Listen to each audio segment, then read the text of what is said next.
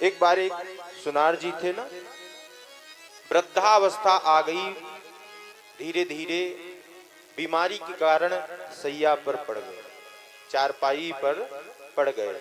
अरे कई महीनों तक वह बाजार नहीं जा पाते, बहुत दिन हो गए।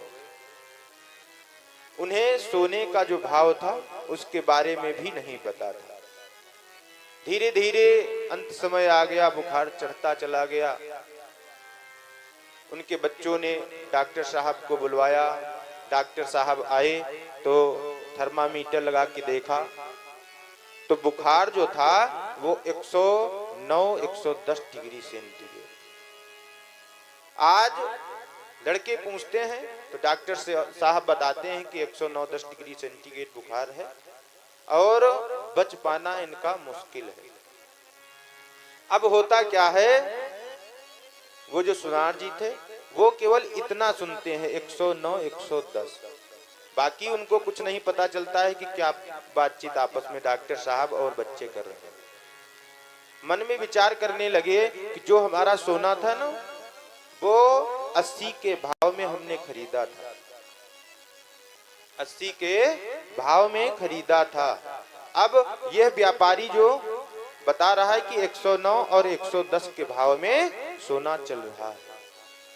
आज बच्चों को बताते हैं कि बेच दो 109-10 रुपए में जो ये सोने का भाव हो गया है, बेच दो। अरे हमारा तो 80 के भाव में खरीदा था। आज उस सोने के चक्कर में भगवान को भी नहीं याद करते हैं, धीरे धीरे करके यही बोलते चले जाते हैं, सोने को बेच दो, सोने को बेच दो, 109-10 रुपए में हमारा खरीदा था। और प्राणांत हो जाता है, प्राण निकल जाते हैं।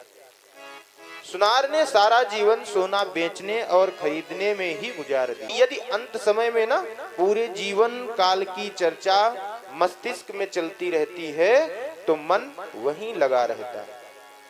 इसलिए जीवन में प्रभु को याद करना बहुत जरूरी है।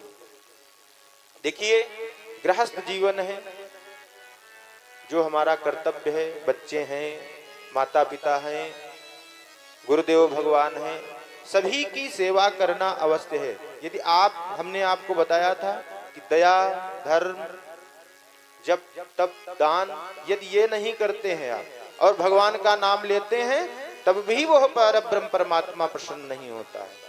आप जब सब कुछ करेंगे, दान करेंगे, धर्म करेंगे, दया करेंगे, अहंकार नहीं होगी, मोह और कपट छल नहीं होगा, अतिथि देवो भव, मातृ देवो भव, सबका सत्कार करेंगे और जब भगवान का नाम जप करेंगे तब 10 गुना फल उसका प्राप्त होता है।